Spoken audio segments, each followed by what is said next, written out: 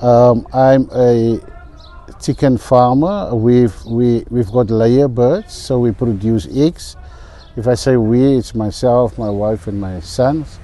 We are situated in the Western Cape. This is my chicken houses at the back. Thank God we're not affected by this flu or by this strain. And I know at this stage in time everybody's reeling around for some eggs.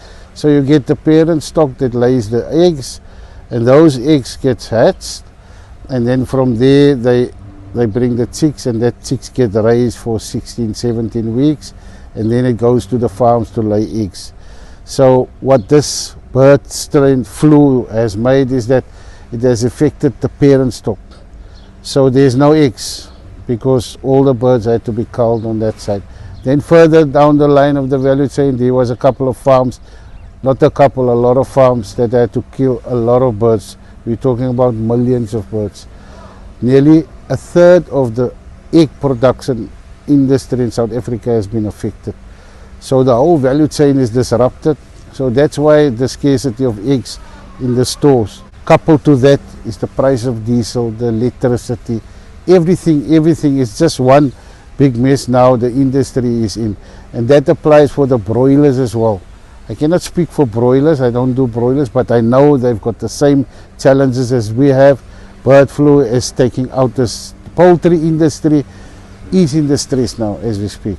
I'm also a member of the South African Poultry Association, and the association is currently in negotiation with the minister and all the vets, Dr. Maja and the minister and everybody, to see how we can bring in vaccines for these viruses, and also the broilers already. I understand the minister has given permission for them to bring in eggs to hatch for the broilers. I think the eggs is going to follow suit.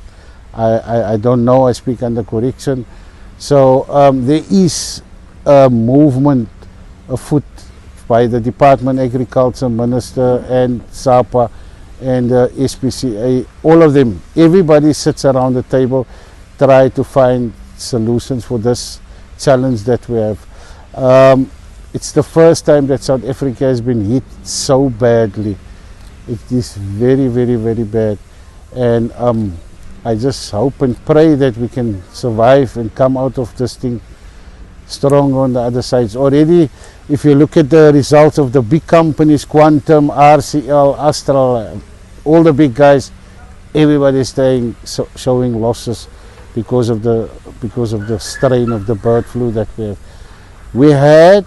We had earlier in the year we had a strain in the Western Cape that took out a lot of birds, and then later in this year we had one in Gauteng.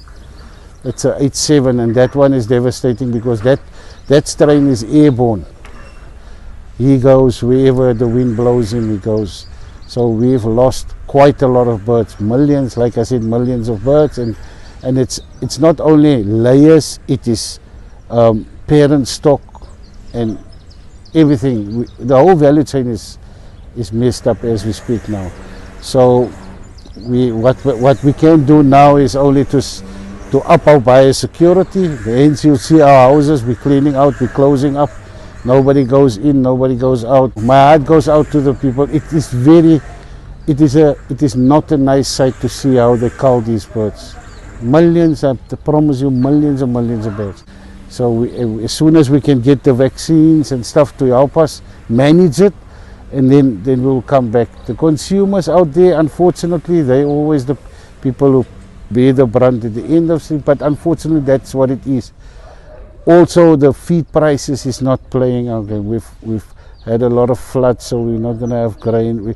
It's a amalgamations of things or incidents that has disrupt the whole value chain. But I'm positive and I'm sure, and the people must just hang in there, everything will come right again. So we South Africans, when we're resilient, we will come right again.